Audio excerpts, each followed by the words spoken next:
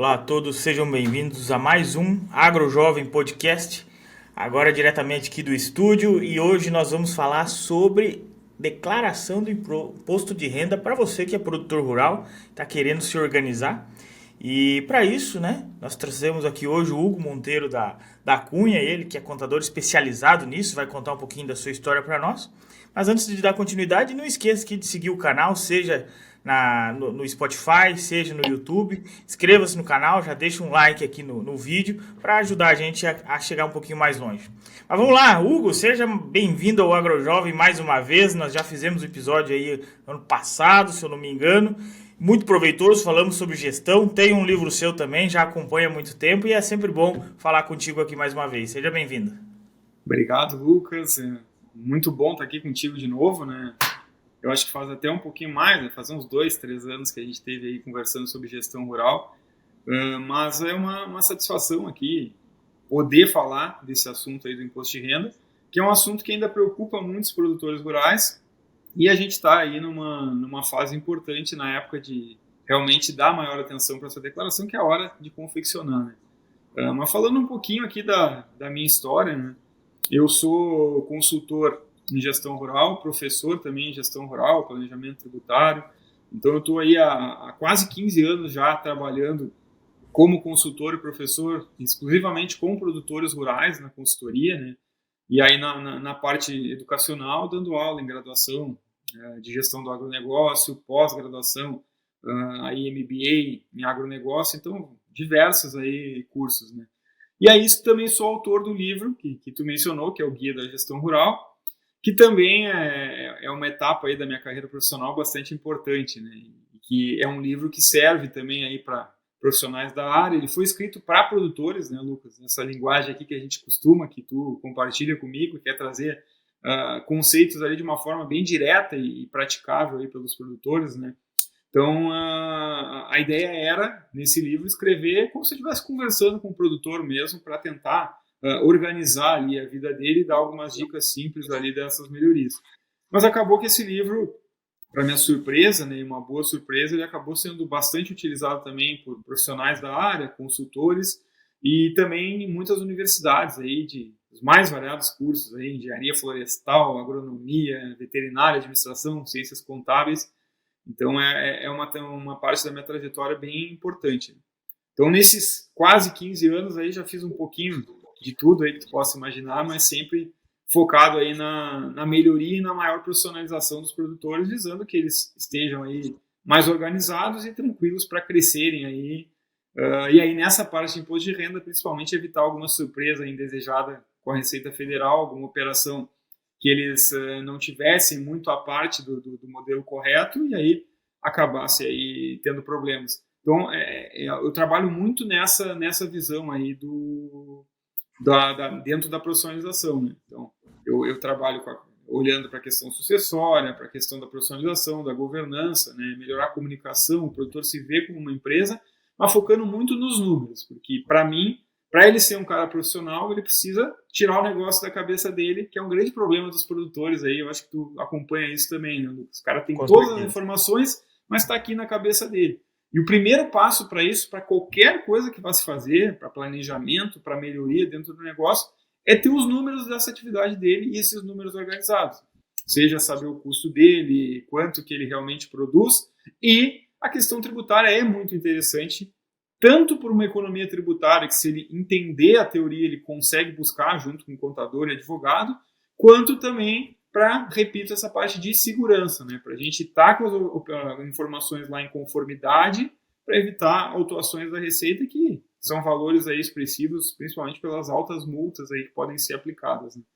Então, Com mais ou menos certeza. é essa aí a minha trajetória e a minha luta que continua aí para a gente tentar trazer informações úteis aí para os produtores. É um currículo muito pujante, né? Rico de conhecimento voltado à gestão, tanto a produtores como a contadores. E isso é importante no mundo atual, né, Hugo? Porque, como você bem falou, muitos produtores ainda guardam o número aí na cabeça, né? Mas isso cai entre nós, né, é um pouco de amadorismo ainda que vem acontecendo. E muitos produtores já estão à frente, estão se profissionalizando e percebendo que dá para trabalhar custo, dá para trabalhar um pouco melhor a margem, né? Conseguir vender melhor os que estão organizando de uma maneira mais eficiente o fluxo de caixa, conseguindo ver de outra maneira, né? Com uma outra visão. E toda vez que chega nessa época do ano, a gente separa o boi dos terneiros, né? Porque o pessoal que está mais organizado, ele já se antecipou e já se programou por causa do imposto de renda, né, Hugo? E tem o produtor que não está organizado, ele está correndo atrás, né, agora nessa época do ano. Aí ele tem que levar nota no contador, tá colhendo, é correria. Aí ele descobriu que vai ter que pagar o imposto alto. Então, assim, essa desorganização, além dela diminuir margem de lucro, ela traz essa surpresa indesejada na época aí do imposto de renda, né, Hugo? E o produtor já, por mais que ele passe por isso vários anos, a Receita Federal faz sempre mudanças, né, nessa questão da declaração do imposto de renda. E eu queria entender de você um pouquinho que mudanças que estão acontecendo aí para a declaração do imposto de renda para o produtor estar preparado, né? Embora talvez ele já devesse estar, mas para você que está nos ouvindo aqui, né? Essa é mais uma chance de você tentar se organizar o quanto antes, né? Hugo, o que está acontecendo diferente? O que pode mudar nesse ano de 2024 aí na declaração do imposto de renda? Esse ano a gente tem uma grande novidade, né, que era pedida há muitos anos aí, fazia 10 anos, desde 2014, que não era atualizado, que é a tabela progressiva do imposto de renda. Então, o limite ali da isenção e as faixas progressivas mudaram, bem como as obrigatoriedades, ali os critérios para obrigatoriedades também sofreram as atualizações que estavam bem defasadas, né, convenhamos, 10 anos sem atualizar aqueles números, né. Mas só fazendo um parênteses aqui, né, Lucas, eu acho que uma questão que contribui muito para essa informalidade, ou para, digamos, essa desorganização do produtor, é a própria legislação que o favorece. Então, a gente tem uma legislação que prevê um tratamento diferenciado para o produtor rural e microempresário, e aí no produtor especificamente, com esse tratamento diferenciado, ele acaba sendo a única atividade econômica que pode ter uma receita bem alta, bem expressiva, inclusive, um resultado também expressivo, mas ele não ser obrigado a constituir uma empresa, um CNPJ, ele poder estar na própria pessoa física dele. E aí o que isso acaba acarretando? Ele não tem obrigatoriedade de uma contabilidade regular, então os produtores diferenciados, como tu mencionou, eles acabam vendo a importância, né? Mas não tem aquela obrigação que uma empresa tem. Uma empresa tem que ter o contador, ela tem que ter, no mínimo, uma vez por ano, os seus números lá elaborados, tem que ter uma reunião com sócios, uma pelo menos por ano também, para apresentação daqueles números. Então acaba favorecendo essa questão aí da gestão, do controle desses números da atividade, quando se é pessoa jurídica, né? Agora, quando a gente está na pessoa física, a nossa única obrigação, a maior obrigação é anual, diferente da pessoa jurídica, que a cada 3 meses tem que se pagar imposto, né, ou mensalmente. Na declaração, então, no produtor pessoa física, a obrigação é a declaração uma vez por ano, de 15 de março a 31 de maio. E aí o livro caixa digital, para aqueles produtores que tiverem um faturamento acima de 4.800.000, né, que é algo ali desde 2019, mas historicamente é o imposto de renda. E aí o que acontece? Cara, tem tanta coisa para te preocupar, tu tem questão de clima, que aqui no Rio Grande do Sul a gente vem de anos bem ruins aí, instáveis, questões aí de endividamento alto também, que se a gente não tem o controle, acaba, não faz essa gestão dos números e está na cabeça, pode fugir um pouquinho da nossa expectativa. Então é muita coisa, e fora o plantar, o colher, os momentos certos, tudo isso é muita coisa para a gente se preocupar.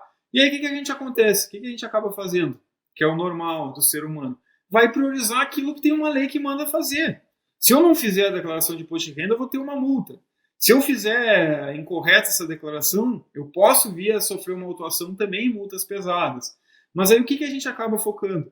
É agora nesse período que a maioria dos produtores realmente, agora nós vamos ter que parar e sentar lá para rever, buscar essas notas, fazer, passar para o contador, apurar quanto que a gente está pagando de imposto de renda.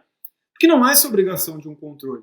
Só que tem que ter essa consciência, e aí a gente está aqui para trabalhar nisso, né? Então eu costumo falar, principalmente quando eu falo aí para contadores, né? É fácil a gente falar, o produtor é desorganizado, ele não dá atenção para os números. Mas aí cabe muito a nós profissionais também mostrar para eles os benefícios que eles têm. Porque se não tem uma lei que obriga, eu tenho que mostrar valor para ele. Então eu tenho que oferecer um trabalho que também não seja burocrático cumprindo leis. Eu tenho que mostrar que eu consigo apurar o resultado real da fazenda dele, que eu consigo mostrar o nível de endividamento, que através de indicadores ele consegue monitorar e tomar as decisões deles de uma forma mais assertiva, revisar essas decisões, fazer um planejamento de safra, um orçamento, enfim. Eu tenho que mostrar, eu como consultor, como contador, eu tenho que mostrar esse valor para o produtor. Eu mostrando, e aí te incluo nisso também, né, Lucas, que é o teu trabalho aí, mostrar o poder dos números para o gestor. Com isso a gente consegue fazer com que, mesmo não sendo obrigado, mude um pouco desse panorama dele sentir o porquê. Então eu acho que isso é um grande papel nosso aqui também, que a gente precisa ainda também evoluir nisso, né? Então eu não posso vender um serviço burocrático cumprindo normas que aí eu esperar que o cara lá vai entender que ele precisa ser mais profissional e ficar apontando o dedo. Tem que entender o porquê, que é esse contexto que eu falei, né, um tratamento diferenciado, não precisa, não tem flexibilização de algumas obrigações ali, burocracias, mas eu mostro para ele os ganhos que ele vai ter se ele fizer esse controle. Aí a gente tem aí um ambiente muito mais tranquilo para as duas partes, né? Tanto o consultor, o contador, quanto o próprio produtor, todos ganham nessa sistemática, mas precisa mostrar o valor e o produtor entender de fato esse valor. Né? E nem são tão difíceis, né? Que é três conceitos básicos aí da gestão. Veja se eu não tô errado. É gestão de fluxo de caixa, né? Principalmente uma previsão de fluxo de caixa. Um DRE, né, que é o resultado aí por atividade rural, por safra, é ter a margem real do lucro, receitas, menos despesas, isso é organizado, sem menosprezar, né, a depreciação, o custo de oportunidade, entender a geração de caixa, mas não menosprezar a depreciação e custo de oportunidade, que faz parte do jogo, e o balanço patrimonial, né. Claro, o planejamento é essencial, mas ele vai executar isso e vai virar o DRE no final. Né? Então a gestão, para esse produtor entender, ela não tem muito segredo, não tem um monte de relatório difícil de entender, não tem milhares de indicadores, né, Hugo? Se ele entender essas três visões do negócio dele, que são conectadas, mas trazem uma visão diferente, ele já consegue avançar. E, consequentemente, quando chegar na época da declaração, ele já está mais organizado. Né? E também ele vai conseguir ganhos tributários com isso. Isso aí, às vezes, passa despercebido.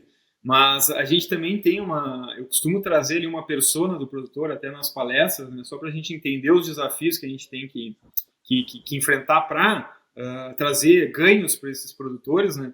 E um dos pontos que a gente vê bastante, tu deve ver também, é uma visão imediatista do produtor quanto ao imposto de renda. Cara, eu estou pagando muito imposto de renda. Aí vai lá, o que eu consigo fazer para reduzir imposto? E aí, cara, se já virou o ano, né, Lucas, que nem a gente está agora, não tem o que fazer para reduzir imposto de renda.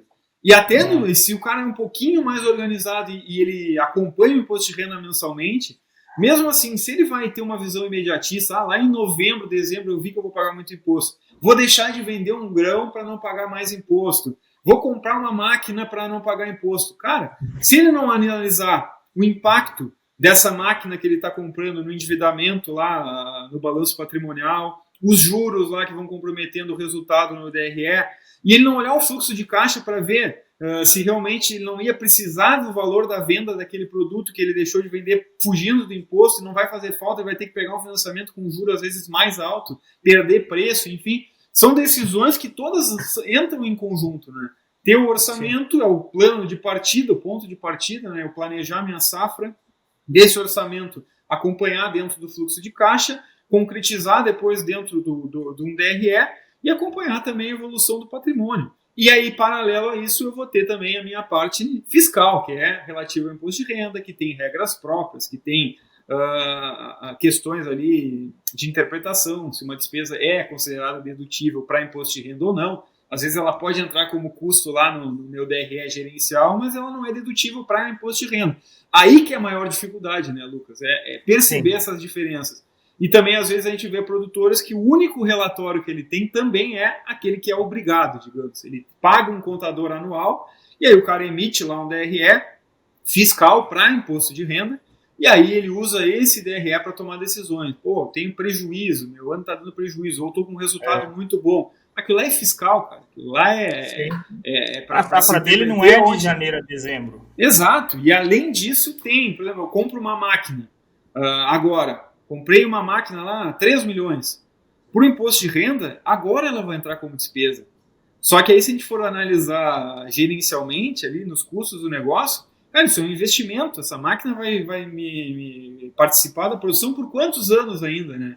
E aí a importância do que ele estava falando da depreciação, inclusive. Não entra como custo direto esses 3 milhões. Então isso distorce o resultado. Então acho que um dos problemas, as maiores dificuldades é a gente conseguir compreender as diferenças entre esses relatórios e conseguir, dentro de um sistema de informações ali, pegar todos esses relatórios e usá-los da melhor forma e nos momentos certos para tomar as suas melhores decisões.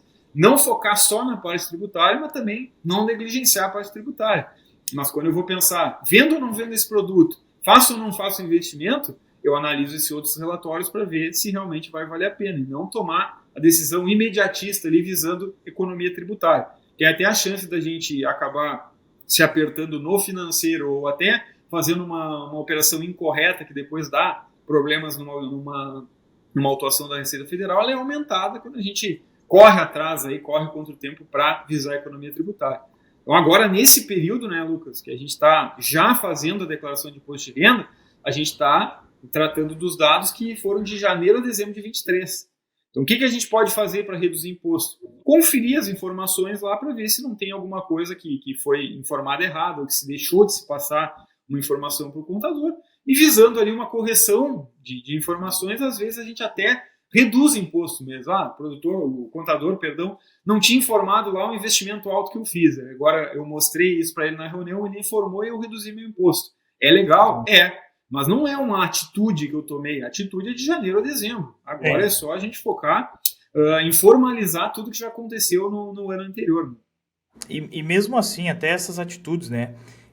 Não querendo achar culpados, mas assim, eu vejo que muitos contadores instruíram de uma maneira errônea esse investimento a se fazer. Vou dar um exemplo aqui. Você sabe que a gente tem o software de gestão do e-produtor e daí visitando clientes, fazendo uma análise de resultado com eles, um produtor foi lá e comprou uma colheitadeira para ter um investimento para bater no imposto do próximo ano já, porque ele já estava com um faturamento muito alto, diversas atividades, tudo mais.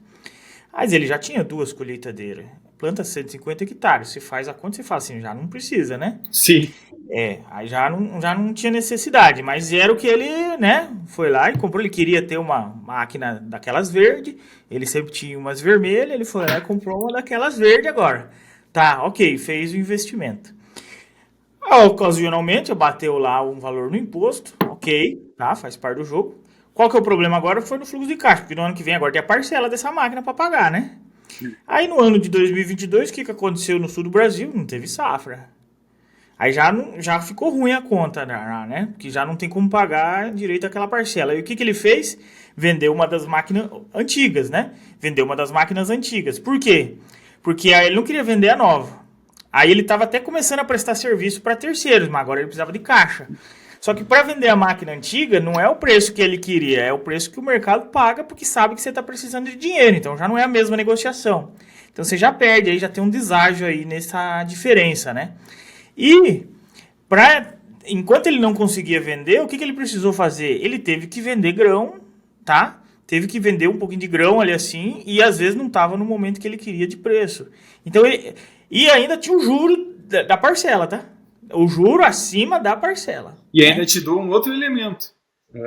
Futuramente, essas parcelas que ele está pagando aí não são dedutíveis do imposto. Ele já deduziu lá atrás a compra da máquina. Então, o resultado dele, em algum momento, vai começar a ficar muito alto de novo. Aí vai ter que comprar uma nova máquina e aí vai se endividar mais ainda, pagar mais juros. Então, esse é um grande problema. E olha quantas pontas aí que a gente mostrou nesse exemplo que dá problema essa decisão imediatista aí de economia tributária, ou porque quis comprar um trator novo lá, uma máquina nova, que era um sonho, enfim. A gente precisa ter números, não adianta pensar, vai me dar retorno, tem que ver. Acabamos de organizar ele agora, em 2024, sabe? 2 anos depois. Ele tinha os números, mas também ainda não estava... Sabe quando o produtor começa a fazer gestão e ele não está com o hábito de ficar olhando? Aí o contador foi lá, olhou por cima e deu uma orientação. E uma orientação para comprar uma máquina é que nem um contador chegar para nós e orientar nós a comprar um carro novo. Eu quero, né?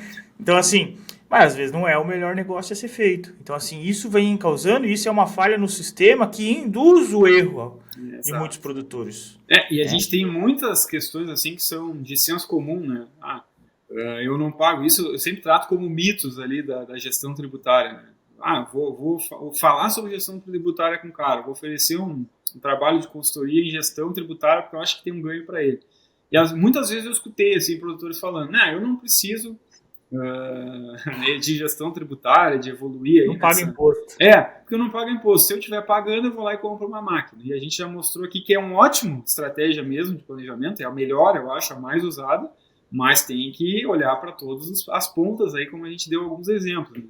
E a outra não vou me preocupar esse ano com o imposto de renda, não vou contratar ninguém, não vou conversar com o meu contador, porque esse ano foi horrível e eu não tenho R$1 no caixa. Então eu não vou pagar imposto de renda. E aí a gente sabe que não é bem assim. Às vezes no ano que está pior, que é isso que eu estou dizendo, eu estou endividado, estou pagando parcela do banco, essas parcelas não são dedutíveis. Está indo todo o meu dinheiro embora e eu estou ficando sem caixa financeiro lá no meu fluxo, mas o resultado fiscal, tributário para o imposto de renda, ele pode estar muito alto. Então essas questões aí são bastante importantes. E também ver só quando vira o ano quanto vai pagar, só em março ali começar a ver quanto que vai ser a conta do imposto de renda. Tudo que se conseguir fazer para reduzir imposto, a maioria das coisas ali, as atitudes que se tomar, elas vão ser atitudes aí suspeitas ou ilícitas de fato, porque o fato gerador já ocorreu, o imposto já é devido porque as operações foram de janeiro a dezembro. Então é revisar informações não declaradas ou declaradas incorretamente, que até pode dar ali digamos assim, um retorno ali, pagar menos imposto do que se imaginava. Mas agora, te dou um outro exemplo aqui, Lucas, e até fugir das atualizações, a gente volta aqui na tua pergunta das atualizações assim que possível, mas me veio na cabeça agora uma operação da Receita bem importante, que é a Dagon. Não sei se já ouviu falar, se alguém já ouviu falar, que era uma operação que está aí em caráter nacional já, mas começou no Rio Grande do Sul, como a maioria das operações no agro tem começado aqui, né, no estado, que essa operação percebeu uma similaridade lá em empresas que eram empresas chamadas noteiras, tá? Então, empresas de fachada, que o que era o negócio delas? Era, o produtor está precisando de despesa, ele está pagando muito imposto de renda, aí ele vai lá nessa empresa, ele paga, sei lá, R$10 mil por uma nota de 1 milhão. Entende? Era uma falsa empresa de insumo, que emitia uma nota, mas não tinha entrega de produto e nem se pagava aquele valor, se pagava uma parte só. O negócio da empresa era vender nota. E aí o que eles faziam depois? O produtor aproveitava essas notas como despesa e essa empresa quebrava lá e ficava lá devendo para o Estado. E aí, o que acontece? Em algum momento o Estado vai perceber que aquela empresa nunca contribuiu com o ICMS, por exemplo, vai autuar essa empresa e vai acabar percebendo que ela não existia de fato, que ela era uma empresa de fachada. E os produtores que compraram essas notas podem, inclusive, responder criminalmente. Né? Então a Receita está comunicando aí, o Ministério Público, enfim. Então ainda pode ter uma dor de cabeça maior para o produtor. Sem contar que quando a gente fala de imposto de renda, é regime de caixa, né? A regra geral. Então, se não saiu do meu banco, não interessa eu ter uma nota de 1 milhão. Eu tenho que conciliar se saiu 1 milhão do meu banco.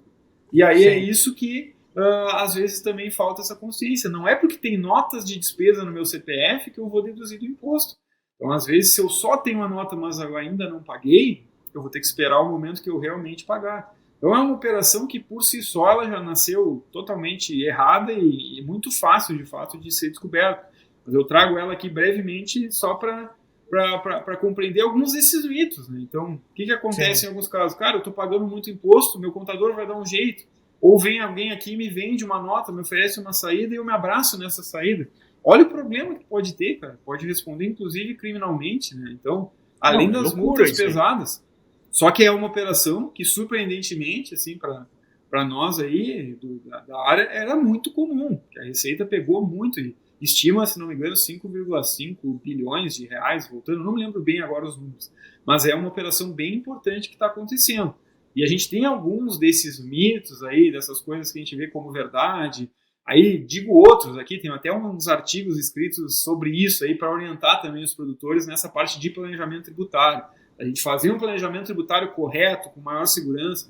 Então alguns Eu comprei uma fazenda e aí eu pago essa fazenda em grãos. Aí aquele cara lá não declara o recebimento e vende o grão como se fosse produção própria para economizar imposto. Cara, a Receita está de olho nisso, tem mecanismos para pegar essas operações. Inúmeras questões aí que a gente vê assim como sendo verdades absolutas. Então, às vezes, o produtor não está, fora a compra de nota, que é totalmente ilegal. Sim. Mas, às vezes, essa interpretação, se eu pagar em produto é mais barato para quem me vendeu a terra, às vezes é um equívoco, porque isso foi sendo alimentado durante anos. E aí falta o conhecimento, de fato, para esse produtor, que não é esse o tratamento correto. Tem que converter esse produto que entregou como em reais pela cotação da data, levar a tributação, emitir a nota de venda, por mais que está entregando o produto para alguém, estou entregando o produto, eu tenho que realizar aquela receita do meu produto para entregar. Então, e aí aquele cara que recebe também, ele tem que converter em reais para fazer a tributação tanto do arrendamento quanto no exemplo que eu dei da venda de uma fazenda. Então são situações aí que, se a gente for ver ali, elas se resumem ali basicamente uns 5 maiores pontos de atenção, assim, que se a gente focar, a gente tem uma operação muito mais segura. E aí cabe a gente aqui, né, como consultor, como gestor aí, ou como trabalhando na gestão, no software, ou numa empresa, enfim, trazer esses conceitos aí de uma forma simples para o produtor conseguir compreender o que a gente está falando. Aqui a gente está conversando, algumas coisas até passam meio batidas, porque é do nosso dia a dia, mas a gente tem que estar sempre batendo nessas pontos aí para o produtor perceber essas questões que às vezes parecem ser as corretas, mas não são. A gente tem que rever isso, e a gente tem aí outras operações da Receita também que comprovam aí que essas operações dão um grande risco aí, multas de 150%, em alguns casos aí quando o produtor não entrega a documentação no prazo, mesmo que pode chegar a 225% de multa em cima daquilo que se deixou de pagar de imposto por uma operação incorreta. Então, são pontos aí que são bem relevantes, numa época aí que a gente está com tanta RJ aí acontecendo, né? Uma autuação desse calibre aí da Receita Federal, ela pode acabar com o negócio, né? Então, acaba com o negócio dele. A gente precisa ter essa consciência aí que é investimento também, a gente evoluir aí nessa gestão dos números. Exatamente. A gente está encontrando e cada dia mais o RJ acontecendo, muitas vezes, inclusive, por motivos errados, tá? Achando que também vai ser mais uma salvação do negócio, não é bem por aí. Para você que quiser entender um pouquinho mais, a gente fez um episódio sobre isso aqui recentemente com alguns advogados, para entender mais da RJ. Ajuda em alguns casos, mas não é a salvação da pátria, como muitos estão vendendo, né? É extremo, né? É extremo, é caso extremo. Ninguém gosta de recuperação judicial, né? E aí isso também me lembra agora, eu vou fazendo uma salada aqui nos assuntos, tu vai me cortando aí, Lucas. Mas me lembrou também uma outra operação, a gente está falando de receita, de declaração, de o cara ter segurança. Uma outra operação recente aí da Receita também, acho que foi agora em fevereiro, a última fase, fevereiro de 2024, é a Operação Ornitorrinco. E essa operação ela é focada também em falsas empresas de consultoria tributária. Então não é específica do meio rural, mas envolve sim também empresas do setor rural. E essas empresas aí eram empresas de falsas consultorias que prometiam recuperar créditos de PIS e COFINS, créditos de impostos para os contribuintes, retificando declarações. Então o falso consultor, digamos assim, chegava, batia na porta lá de um produtor, dizia que se o cara era CNPJ, né, era uma empresa, cara, olhando aqui a tua documentação, eu tenho uma oportunidade tributária para ti, tu vai economizar tanto de imposto, tu vai voltar para o teu bolso tanto de dinheiro. E aí o produtor olhava para isso, né, uma solução milagrosa, vamos lá, contratava a consultoria forjava documentos, então esses créditos eram baseados em documentos falsos, né, inidôneos, então gerava esses créditos, e aí quando a Receita ia pagar o dinheiro de volta para o produtor ou o contribuinte, né, ela percebia que esses documentos utilizados estavam fraudados. Então, em vez de pagar esse valor ou aceitar a compensação de impostos por parte desse produtor, ela mandava uma notificação por causa desses dados incorretos lá para esse produtor. Aí o produtor procurava a consultoria já não retornava mais. Então esse foi uma operação também bem importante, recente, e me lembrou no assunto que a gente estava falando aí, né? Então a gente vê também às vezes ofertas aí que são muito milagrosas, né? Planejamentos tributários muito mirabolantes que dão uma economia tributária muito grande. E claro, nenhum contribuinte é obrigado a pagar mais imposto do que a lei determina. Ele pode procurar formas de se pagar menos, mas desconfiar de soluções muito fáceis, rápidas, que dão um baita retorno quando a gente fala da parte de tributos, né? Então, nesse caso aí, quem que ficou com o dano? É o produtor que contratou uma empresa falsa de consultoria. A Receita não chegou a perder o dinheiro, ela percebeu antes, e o cara lá pegou esse dinheiro, comprou patrimônio em nome de laranjas, enfim, sumiu, né? Então, aquele valor dificilmente vai ser revisto, né, por parte desses produtores. Então, a gente tem vários pontos aí que a gente tem que mudar essa cultura aí, né? E aí eu costumo falar muito, né? Nessa parte de planejamento tributário e de imposto de renda, muitas vezes a gente tem um foco de dar prejuízo, né? Então você já deve ter conversado com o produtor, que as orientações para ele também são, faz investimento, que aquele caso que você estava falando, faz de tudo para achar prejuízo, legal. Por planejamento tributário, o prejuízo é ótimo, porque a gente não paga imposto. Mas o prejuízo é o caminho para quebrar qualquer empresa. Então, se eu fico perdendo tempo focando em ter prejuízo, por mais que fiscal, eu posso estar deixando de ocupar meu tempo para melhorar resultado, para olhar financeiro, para olhar DRE, né, que é resultado efetivo. Então, isso aí que a gente tem que olhar esse todo aí, né? O que os números podem me dar de valor? Às vezes o que eu economizo de imposto é nada perto do que eu poderia estar ganhando mais de dinheiro lá se eu tivesse produzido mais ou melhorado ali os meus custos, né? Controlado melhor quanto que eu estou gastando de insumo, que gastei mais de insumo e produzi a mesma coisa, cheguei lá no meu ponto ótimo, então vamos reduzir. Então várias coisas ali que a gente pode usar esse nosso tempo, que não só para essa parte focar em ter prejuízo, em fugir do imposto de renda, né? E aí essa visão aí que eu acho que é o grande pulo do gato quando a gente fala em gestão hoje, né? É o cara que dá valor para isso e ele realmente lá na frente. E aí é um grande problema também porque não é tão imediato, né? O cara começa, como tu disse, né? Tem muito produtor que tem software, mas ele ainda não consegue ver as informações corretamente. Não olha, né? Ele vai começar a olhar, claro. Às vezes ele não alimenta corretamente. Às vezes ele queria ter mais informação do que ele consegue alimentar, acaba que ele não tem nada. Ou ele também demora ali 2 anos para ele entender aquelas informações e aí começar a realmente colocar isso em prática. E aí vai demorar ali 5 até mais anos para ele realmente perceber, cara, olha o que eu ganhei fazendo essa gestão mais adequada, né? Mas o imposto de renda ele é mais imediato. Eu vejo a economia agora. Só que também não é imediato, é falso imediatismo, porque se a gente for ver essas operações que podem dar problema, vão dar problema 5 anos para frente também. Isso também a gente tem que estar ele deixa de gastar às vezes porque não pagou o imposto, mas ele não sabe avaliar se isso saiu caro ou barato, porque ele não olha um DRE. Exato. Ele não avalia como é que está a liquidez dele frente ao caixa, se aquilo vai cumprir as obrigações nos próximos 6, 12, 18 meses. Né? E eu costumo dizer sempre, né, o imposto é uma linha do DRE, né? É uma linha. E a que importa é a última. Então eu posso pagar um monte de imposto e na última linha lá meu lucro ser muito maior do que o daquele cara que focou o ano inteiro em não pagar imposto ou pagar o menos possível. O cara que não tem essa organização do DRE rural mesmo, não só o DRE lá do contador, que não tem nada a ver, né? O DRE do contador lá começa em janeiro, acaba em dezembro, a sua safra começa em agosto e acaba em julho. Como é que faz, né, Hugo, essa conta? São coisas diferentes, é por competência você avaliar esse DRE e ver se está realmente fazendo mais dinheiro, está aumentando a margem na atividade agrícola, na atividade pecuária e conseguir avançar. Porque às vezes você está fazendo um investimento no momento errado, despesa no momento errado, tendo que vender forçado para pagar depois alguma dívida que foi feita lá atrás para bater no investimento e fica sem caixa.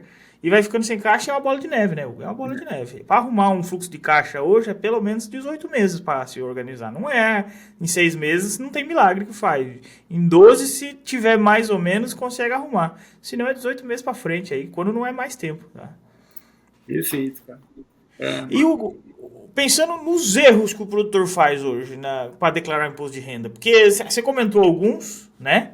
Você comentou alguns aqui, mas tem mais coisa aí que ele faz quando vai declarar imposto de renda, né? Não, tem bastante coisa aí. Eu tenho um artigo, como eu tinha mencionado, que é 5 erros comuns do planejamento tributário. Não vou me lembrar todos agora, mas um deles é na compra e venda de fazendas, por exemplo. Estou comprando uma fazenda e na hora que eu vou escriturar eu ligo para o contador para saber minha origem fiscal. Cara, isso não é planejamento tributário, né? Planejamento tributário correto, ele reflete o que realmente aconteceu. Então, isso é uma dissimulação, é uma máscara ali. Contratos também, tipicamente arrendamento, né? Onde eu recebo um valor fixo sem risco nenhum, né? Se o cara produz menos ou quebra, ele me paga. Eu teria a obrigação de pagar o valor acertado. E a parceria já é um pouquinho diferente. Uma parceria rural, os dois produzem juntos, ou seja, eles assumem juntos os riscos. Se o cara produz menos, o dono da terra também recebe menos. Se ele produz mais, o dono da terra também recebe mais porque é percentual. E aí o arrendamento ele é mais tributado. É uma alíquota maior, vai até 27,5%, e o produtor e na parceria vai no máximo a 5,5% ali, porque pode optar pelo resultado presumido, que é tributado como atividade rural. E aí isso também é um erro bastante comum. O produtor ir lá e receber um arrendamento em produtos e declarar como produção rural, como se fosse uma parceria. Inclusive, isso também a Receita tem conseguido bastante retorno aí financeiro em autuações com produtores por essa operação aí da parceria. E aí tem outras coisas mais, assim, subjetivas, tipo aquele planejamento que, meu vizinho criou uma holding lá, então eu vou criar uma holding também que vai dar certo aqui para mim. Ele nem sabe o que está fazendo, guarda um documento na gaveta e acaba criando mais problema em vez de solucionar, porque o planejamento ele é exclusivo, ele é único, né? Depende muito de produtor para produtor. Ou o cara que pensou, está todo mundo investindo no Uruguai, por exemplo, eu vou investir no Uruguai também.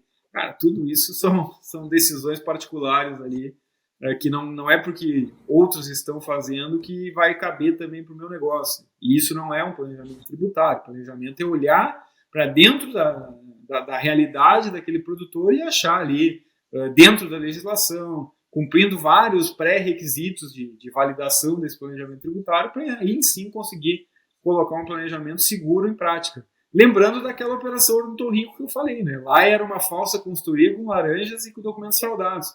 Mas às vezes também a gente tem consultorias que não têm essa má-fé diretamente, mas que também podem trazer problemas, podem dar uma orientação equivocada.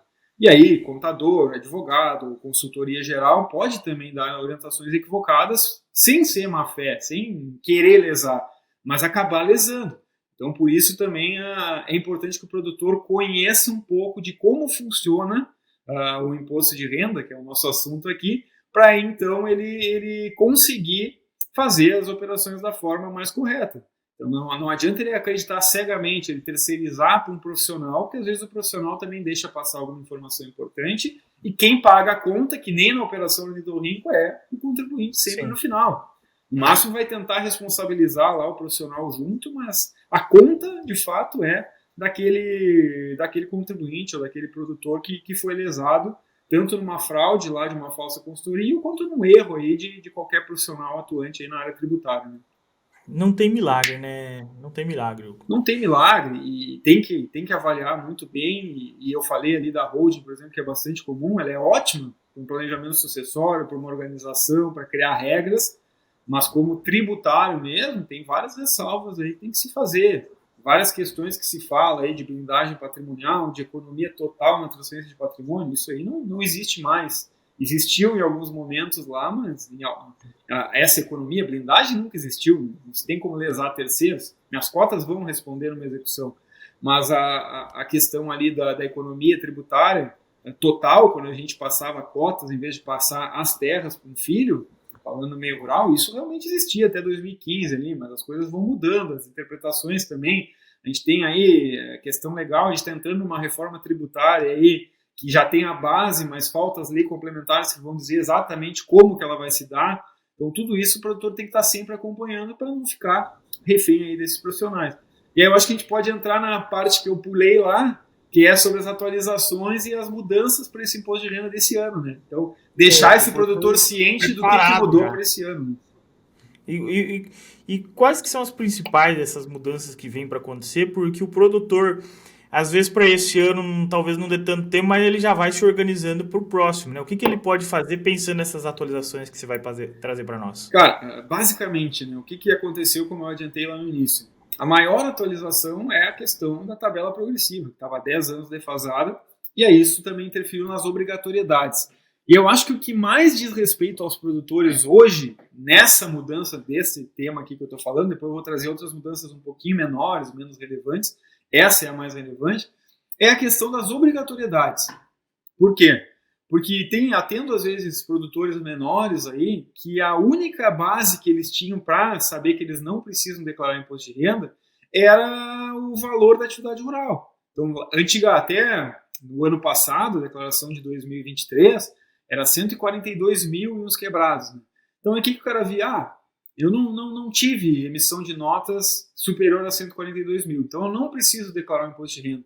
Mas não via outros elementos que também ele precisava ver. Então, atendi mesmo produtores que, beleza, não atingiu 142 mil, mas só o trator dele lá já valia mais do que 300 mil. Então, ele já tinha bens superiores a 300 mil. Isso poderia ser, ou ele tinha um galpão também de uma estrutura que tinha um valor a mais de 300 mil. Então, tudo isso também eram critérios a se analisar.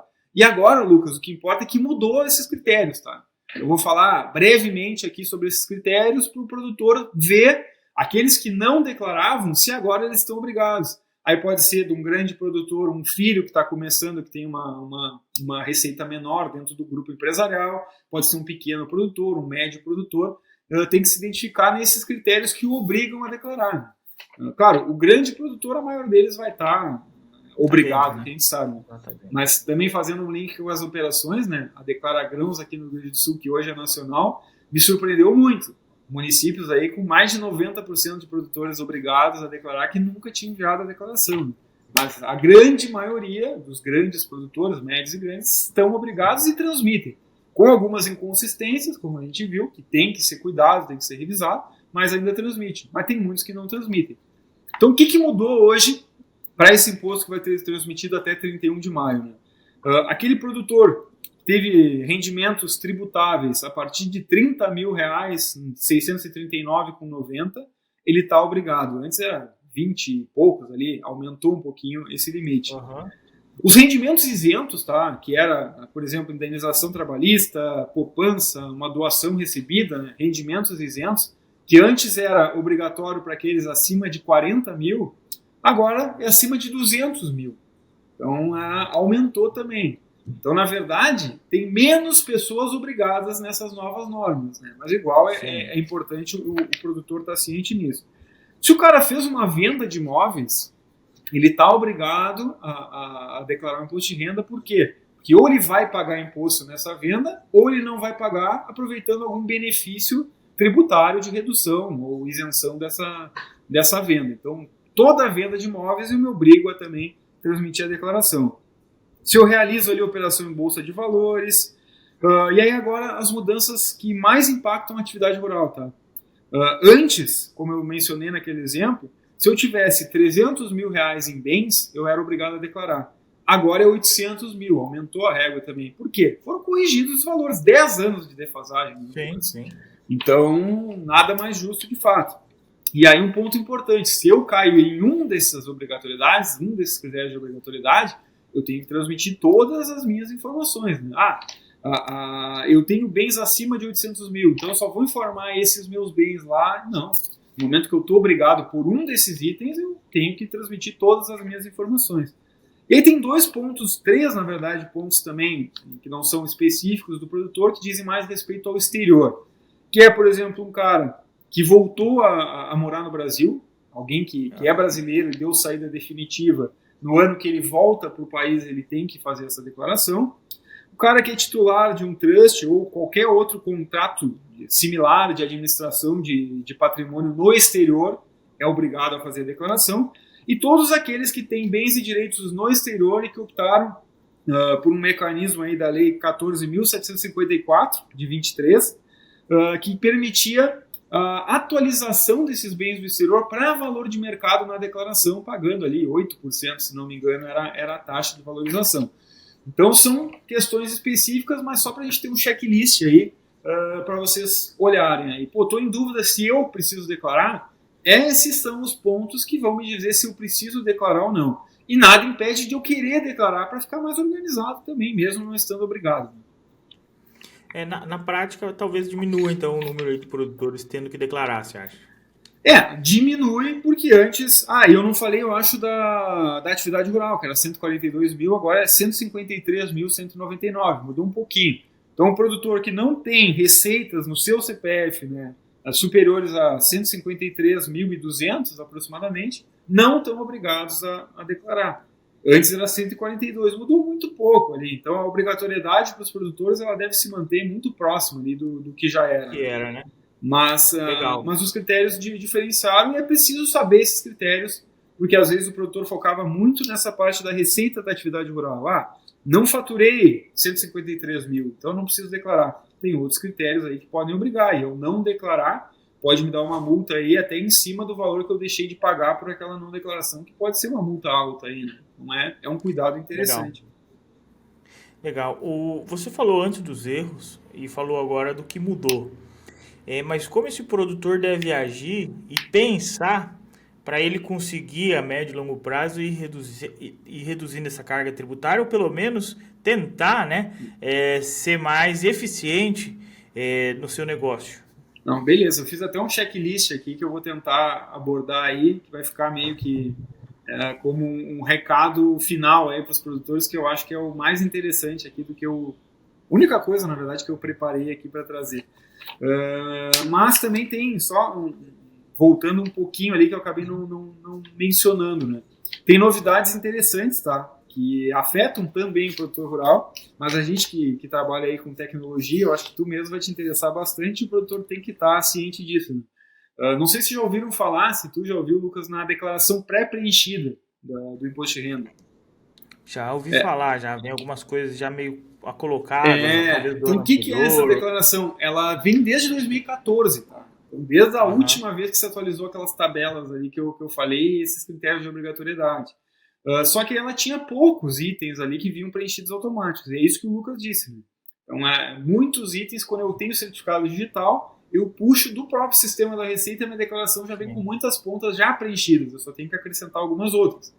A atividade rural, claro que é manual e vai ser por muito tempo, porque eu tenho que olhar para um gasto se aquilo é da atividade rural, se é dedutível ou não é. Então, não é automático, né? Mas lá, um pagamento de um médico, uma conta bancária, tudo isso já vem preenchido automático. E a gente tem novidades aí recentes, né? Para 2024 é uma novidade bastante específica na pré-preenchida, que vai vir automaticamente nos bens e direitos aqueles contribuintes que têm aeronaves no nome, porque aí a Receita firmou um convênio com a ANAC. Então essa é uma informação aí bem recente, é de agora, de 24. E outras novas ali, mas que são de 23, mas que são ainda novidades, né? Nem todo mundo sabe, são bem interessantes, tá? Quem quiser testar aí com certificado digital, tenta buscar no sistema da Receita essa declaração pré-preenchida. E aí, por exemplo, os imóveis que foram adquiridos em 2023, o cartório emite uma declaração para a Receita, que é chamada DOI, né? Declaração de Operações Imobiliárias, com as informações desse imóvel que eu adquiri. Na declaração pré-preenchida já vem o imóvel nos meus bens e direitos pré-preenchidos pela Receita. Não preciso eu ir lá preencher, eu só tenho que conferir. Doações também realizadas aí em 2023, vai vir as informações por causa de um convênio aí da Receita Federal com as receitas estaduais. Os saldos bancários, que é uma grande novidade também, tem uma declaração que os bancos mandam para a Receita, que é a e-financeira, também já vem automático preenchido. E aí isso é só para mostrar uma tendência, né, para futuramente, que hoje a gente preenche os dados na declaração para a Receita cruzar e ver se está correto o que eu estou informando. Ela vai me contestar alguma informação. E aí, pelo que a gente vem vindo, né, a tendência é que futuramente, não sei quantos anos ainda para frente, demorou 10 anos para chegar nesse ponto agora, né? Então não se sabe para frente quanto ainda vai demorar, mas a tendência é que inverta essa lógica, né? Então a Receita vai me dizer o que eu teria que estar declarando e eu que vou conferir se está tudo lá e se estão corretas essas informações, né? Então, aquilo que a gente sempre falou, né, da Receita estar cruzando informações com banco, com cartórios, com outros, né, empresas aí. E isso está acontecendo agora, só com mais velocidade, né, Hugo? Então, assim, esse cruzamento de dados está chegando cada vez com mais informações e o produtor ele tem que ser mais estratégico, né, do que operacional para tentar É, diminuir isso daí. nessa questão de cruzamento, né, um exemplo bem comum de operações normais que vão perdendo a força com o tempo. Lá atrás, quando eu comecei a trabalhar na área, lá por 2010, mais ou menos, uma declaração não estava fechando caixa lá. O que se fazia? Um pai lá, o filho, adquiriu um imóvel, não tinha origem. O pai faz uma doação no imposto de renda para o filho. O próprio contador fazia essa doação. Mas não pagava imposto nenhum, não pagava ITCD, era só para fechar a caixa para a Receita Federal. E não tinha essa comunicação. Só que aí depois a Receita firmou um convênio com os estados, lá por 2011, 12, e aí começou a mandar cartas para esses caras que informavam essas doações lá só para fechar a caixa, e os caras tiveram que pagar ITCMD, o imposto sobre a doação, que também era valores ali expressivos que não estavam preparados, né? Então tem algumas operações aí que esses cruzamentos já acabaram minimizando, né? Mas tem muitas aí que ainda tem. Ainda a gente tem muito caminho aí a percorrer ainda nessa orientação aí para o produtor ficar em conformidade com a legislação e evitar problemas, né? Cada vez ele tem que estar mais organizado, né? Por isso é importante essas dicas que você vem Beleza. trazendo aqui para nós. E agora eu vou trazer esse passo a passo, né? Que eu falei já umas 3 vezes e vou mudando de assunto aqui. Voltando então para a pergunta, né? Porque eu mesmo falei que eu tinha preparado e não trouxe. Eu montei aqui um passo a passo para tranquilizar esses produtores para fazerem a declaração mais tranquila possível e uma maior segurança, né? Então o primeiro passo é basicamente, esse passo é básico, mas 80%, 70% dos produtores não tem, que é organizar, manter a documentação organizada durante todo o ano. Então, fazer conferência, fechamento dos números mês a mês, não esperar para fazer só de março a maio, que era aquela dica que o Lucas já deu, né? Então, é mais fácil a gente correr atrás de algum documento que a gente esqueceu, ou que ficou pendente dessa análise mensal, do que agora, de março a maio, a gente tem que correr atrás de toda a documentação, fazer toda a contabilização, para então poder ter os números para declarar. Correria, a chance de erro e tempo para revisar é zero, né? Se eu vou ter... Não, zero. Mas hoje fica mais fácil, por exemplo, a gente tem ali com o e-produtor o certificado digital que tem um manifestador que busca as notas automaticamente na Receita Federal. Ou seja, ele chega em casa, ele nem pegou a nota, mas ela já está guardada no sistema. Pô, isso aí já facilitou demais para imposto de renda, sabe? E agora acho que vai mudar alguma coisa que até as da prefeitura ali, as municipais, também vai começar a trazer junto, tá? No manifestador. Então, assim, isso otimizou muito, que antes você tinha que ficar reunindo notas, né? Eu lembro que teve vez que eu fui em produtor rural pegar nota, ele tinha uma panela cheia de nota lá. Ele falou, esse é meu escritório, né? Não, gente. Então, assim, hoje não, hoje busca tudo automaticamente. Então, isso aí já, essa fase aí que você falou, hoje com a tecnologia já fica mais fácil, né? E mesmo buscando automático, é um baita recurso, né?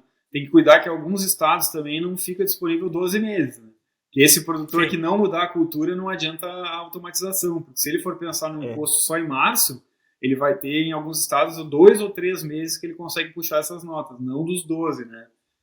Então depende. Mas pega todo dia e salva no sistema. Claro, aí vai também da mudança de cultura e foco na gestão. Tem que ser mensal, né? Que é essa dica primeiro.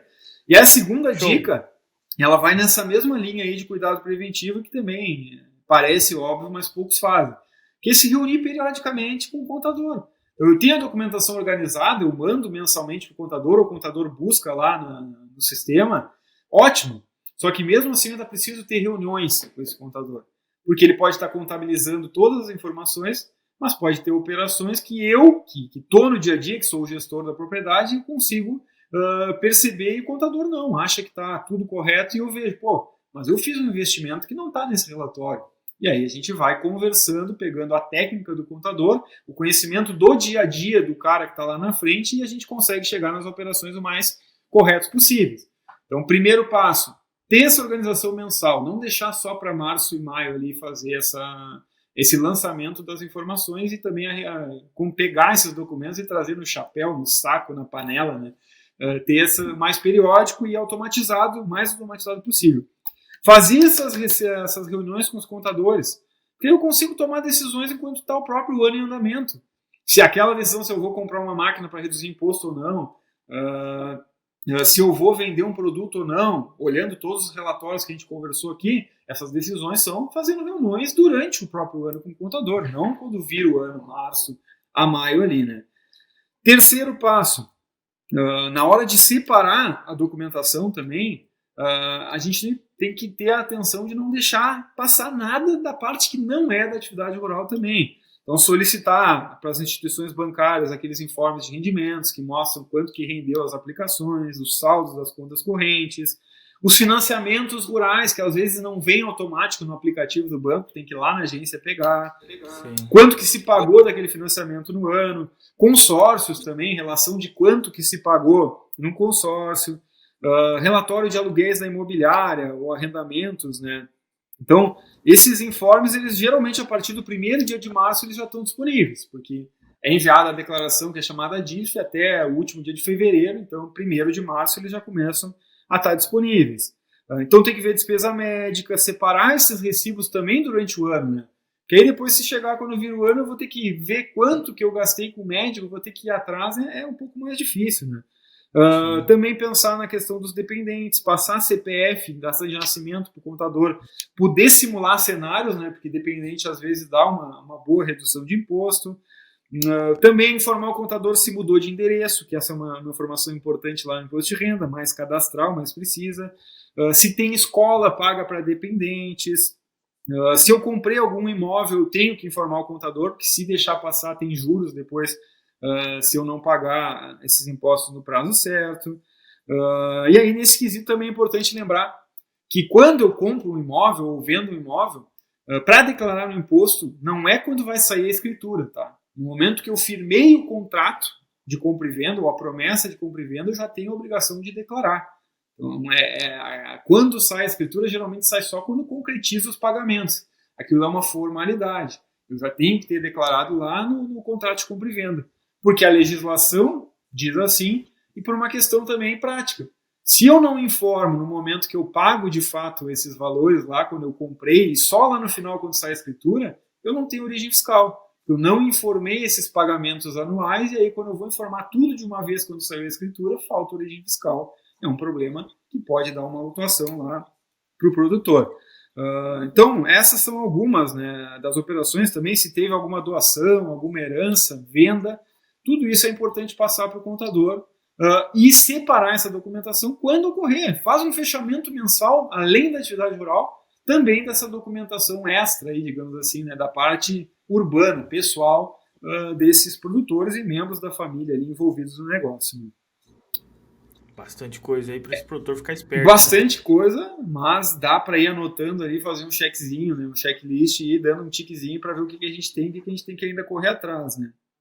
Quarto passo, sempre conferir a declaração antes do contador transmitir. Então, o que a gente falou aqui, né?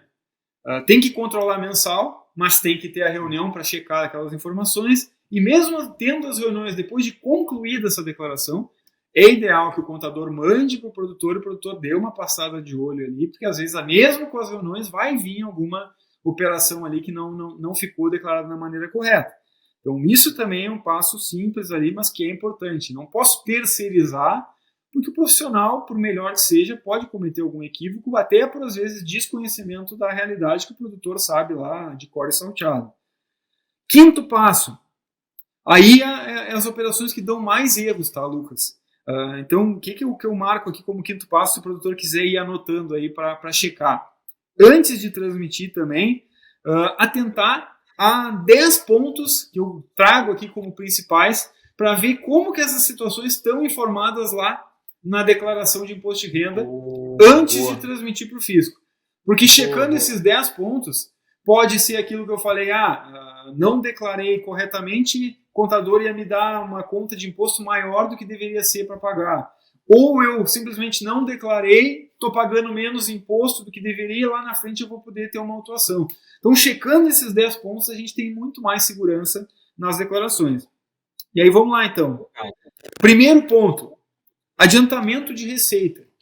Então, eu tenho que checar. Cara, eu tive lá um valor recebido, meu fluxo de caixa lá estava estourado, Lucas, eu precisava do dinheiro. Mas eu também não queria vender o produto para não pagar imposto. Então, o que eu fiz? Eu combinei lá com o meu cliente, eu já tenho um relacionamento, isso acontece bastante, que ele me pagaria em 2023, mas eu só ia entregar o grão em 2024 para ele, para fugir da tributação. É lícita essa operação, porque é uma exceção ao regime de caixa. Eu recebi o dinheiro, entrou no meu caixa, mas eu ainda não entreguei o grão. Só vai ser tributável quando eu entregar o grão. O que pode acontecer? O contador não ter essa informação que houve um adiantamento, pegar o extrato bancário, ver lá que tem uma entrada e levar isso erroneamente à tributação. Um produtor checando isso pode pagar menos imposto nesse ano, mesmo já tendo virado o ano. Isso que é interessante, né? Situações que não são atitudes para redução, mas correção das informações para visar maior segurança, mas que dão um reflexo de economia. Aí também tem a questão dos bens adquiridos via financiamento bancário, que na maioria dos casos não sai do extrato do produtor, né? Sai direto do banco pagando a revenda, então às vezes não chega a informação correta para o contador e pode passar. Então o cara tem que olhar ali e ver, eu tive um investimento alto no maquinário, cadê aqui nesse mês aqui do imposto de renda? Não está aqui no investimento. E aí vai lá e retifica a informação antes de transmitir. Seguros da atividade rural dá bastante problema também, né? Os pagamentos do seguro são despesa e também o recebimento de um seguro por frustração de safra ou por a perda de um maquinário, um incêndio, enfim, são receitas da atividade rural, tá? Bastante importante, porque todos os custos utilizados foram despesas. Agora, a indenização que eu ganho pela perda é uma receita da atividade rural. Sobras e perdas de cooperativas também é importante. Então, a sobra de uma cooperativa é uma receita tributável do imposto, assim como a perda é uma despesa lá que também vai ser contabilizada. Focar também no aproveitamento de prejuízos anteriores, se o contador informou. Eu tenho que lembrar, cara, eu tinha prejuízos de declarações anteriores. Pode ser que ali num preenchimento, numa simulação de um cenário, até o contador aperte um botão e suma aquele prejuízo. Então, eu tenho que ver, será que o prejuízo segue lá? Se sair esse prejuízo esse ano, eu não aproveito mais no ano seguinte. Então, isso tem que ser levado em conta. Integralização de bens móveis, né, não a terra, na abertura de uma empresa ou de uma holding, né, que a gente falou lá que é bastante popular hoje. Se eu integralizo uma terra e junto com essa terra eu integralizo um barracão, uma mangueira, ou até um maquinário mesmo que eu integralize para abrir o capital, formar o capital de uma empresa, como quando eu adquiri esses bens foram usados como despesa da atividade rural, na integralização, ou seja, na entrega para uma empresa para formar o seu capital, por mais que não seja uma venda, é considerado receita da atividade rural. Isso tem que revisar, porque pode dar bastante problema. Legal. Pagamento em produto rural, que eu já falei lá no início, né, mas é um ponto pro checklist aí, que é quando eu entrego, em vez de dar dinheiro para pagar a compra de algo, eu pago em produto, para pagar um arrendamento, para pagar a compra de uma fazenda, para fazer lá um barter, enfim, uma troca, né, uma dação em pagamento do produto. Muita atenção, no momento que eu dou o produto, que eu entrego o produto como pagamento, eu tenho que emitir uma nota de venda e eu tenho que levar a tributação a esse produto. Então, se eu pudesse pagar em produto e não levar isso à tributação, seria o melhor pagamento possível, porque eu não precisaria converter isso em renda para fazer o pagamento. E isso acontece muitas vezes quando eu pego a nota lá de alguém e entrego no nome dele, né? Perfeito. Não, é isso aí. Então a gente tem que pensar que isso está no foco aí da Declara Grãos, tá? Que é uma operação muito importante da Receita Federal, que começou no Rio Grande do Sul também e está em âmbito nacional aí. Checar sempre os arrendamentos, né, se eles foram declarados corretamente.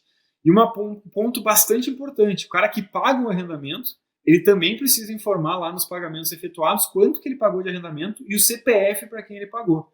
Então, às vezes, não informar isso pode dar uma multa de 20% sobre o valor que eu paguei e não declarei lá.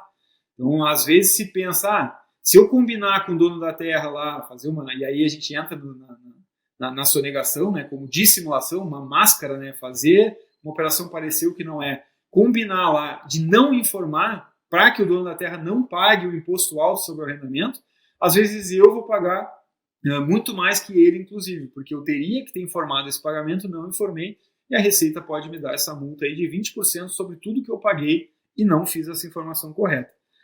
E o último ponto, né, eu trouxe 10 aqui para também não ficar tão pesado, né, é a aquisição de veículos. Essa é bem recente. A Receita Federal, ela entende, isso está expresso lá no material orientativo, que é o Plano Anual de Fiscalização da Atividade Rural de 2023, ela entende que pode ser deduzido como despesa da atividade rural só aqueles veículos que são efetivamente de carga ou utilitários. E ainda eles precisam ser usados exclusivamente na atividade rural. Então a última fase aí, a penúltima, na verdade, antes de virar nacional dessa operação da Receita chamada Declara Grãos, focou muito nessa questão dos veículos. Se percebeu carros de luxo, marcas e modelos que dificilmente seriam utilizados na atividade rural, e a Receita mandou cartas lá pedindo para tirar esses bens das despesas da atividade e pagar a diferença sobre o imposto quando tinha. E um ponto interessante ali, conversando informalmente com fiscais, muitos produtores declaram carros que não são enquadrados como da atividade rural para aproveitar a despesa e eles nem estariam pagando imposto, já tinham prejuízo, então às vezes também vai pela questão do costume, né? Então fazer essa revisão aí que não custa, né? Se eu acho que o bem realmente é utilizado na atividade rural e ele precisa ser declarado, beleza. Se a Receita contestar, eu vou tentar provar para ela que ele é realmente da atividade. Mas vamos olhar aí com mais atenção alguns carros aí que chamam mais atenção, que realmente tem uma grande chance de não serem utilizados lá exclusivamente na atividade, né? E outro ponto que é reflexo disso é, se eu tenho despesa de combustível, manutenção desse tipo de veículo que não se enquadraria como despesa nesse critério adotado pela Receita, essas despesas de combustível e manutenção também não podem ser utilizadas lá como despesas da atividade rural. Então, é difícil da Receita chegar nesses pontos, nesse detalhamento da onde foi usado o combustível? A gente tem que lembrar que o certo é o certo, mesmo que todo mundo não esteja fazendo, e o errado é errado, mesmo que ninguém faça ou que ninguém esteja olhando, né? Então, a gente precisa focar nessa maior conformidade dessas declarações para evitar problema com o fisco, para ter um negócio mais seguro. Não adianta eu tentar uma economia tributária agora, achar que eu estou economizando 27,5% e lá na frente, com uma multa da autuação, eu estou comprometendo 70% daquele resultado. Já gastei, já investi, nem tenho mais como pagar, vou ter que aí buscar outras formas, outros recursos para efetuar esse pagamento, né? E aí o último passo, Lucas, já dei os 10 aí do checklist, né, só para ficar na ordem, e o último passo, depois de conferir todos esses pontos da declaração, é a hora do ponto mais importante, que é a checagem do caixa da declaração. O que é a checagem do caixa? Cara, é uma questão simples, assim, tá? Para quem é contador fica um pouco mais usual. A declaração do imposto de renda ela é perfeita, tá? Ela tem de um lado as origens de recursos, né? As entradas de dinheiro, e do outro lado as aplicações desse dinheiro, as saídas de dinheiro. Então, de alguma forma, todas essas operações que um produtor deixa de declarar, todos esses 10 pontos que eu trouxe aqui, quando tem algum equívoco, elas vão acabar refletindo na falta de caixa lá na declaração. Por quê? Vamos lá dar um exemplo. Eu comprei a nota lá naquele esquema da operação da GOM que eu falei para vocês em outro momento ali. Não teve a saída de dinheiro efetiva, e aí aquela nota entrou como despesa da minha atividade. Como ela entrou como despesa da minha atividade rural, de que vamos dizer que seja 1 milhão aquela nota, e saiu só 10 mil do meu caixa, para esses 10 mil talvez eu tivesse origem. Mas para essa diferença aí, para quase 1 milhão lá que vai ficar descoberto, não tem origem. Porque eu não fiz o pagamento de fato. Aquela empresa, aquela coisa não existiu. E aí vai acabar aparecendo. Por quê? Eu vou ter uma despesa de 1 milhão que eu não tive entrada para bancar essa despesa de 1 milhão. E aí a gente pode ir para outras inúmeras, que é a venda de uma fazenda e eu não levo a tributação todo o valor que eu recebi, e aí em algum momento aquele dinheiro vai entrar numa conta bancária, e eu vou contrair, vou adquirir algum bem, um bem pessoal, um bem da atividade rural, vou comprar insumos que vão virar produtos que vão ser vendidos, enfim, tudo isso são mecanismos, todos esses itens que eu falei para vocês checarem aqui, esse checklist de 10 operações que geralmente dão problemas e equívocos aí nas confecções das declarações, elas podem ser facilmente descobertas pela Receita, ou vão dar um indício, pelo menos, eles vão tentar analisar mais a fundo, porque vai faltar origem fiscal lá no final. Então, tudo que foge do que realmente ocorreu se reflete na falta de origem fiscal. Então, é pegar essa declaração e ver tudo que entrou, tudo que eu aumentei em dívidas, que eu contraí de dívidas, tudo que eu paguei de dívidas, e aí vai dar o meu aumento de patrimônio. O que eu cresci de patrimônio de um ano para o outro. Se eu diminuir dívida de um ano para o outro, também estou crescendo patrimônio. Então, patrimônio é a diferença entre bens direitos menos as obrigações. É o conceito patrimonial de balanço patrimonial da contabilidade também. Então, se eu aumentei patrimônio, eu tenho que ter origem para conseguir, então, comprovar que realmente foi lícito esse aumento patrimonial. Então, essa é, talvez, o passo mais importante, que deve ser sempre o último. Por quê? Porque se eu fiz todos esses 5 passos anteriores, a declaração está realmente finalizada. Aí eu vou conferir. Se der negativo o meu caixa, ou seja, se faltou origem para o meu acréscimo patrimonial, possivelmente eu esqueci de alguma informação, ou realmente se trata de alguma fraude ali, simulação fiscal, e aí a gente vai ter que pensar e corrigir essas informações e talvez voltar nesses 10 pontos que eu trouxe aqui nesse podcast.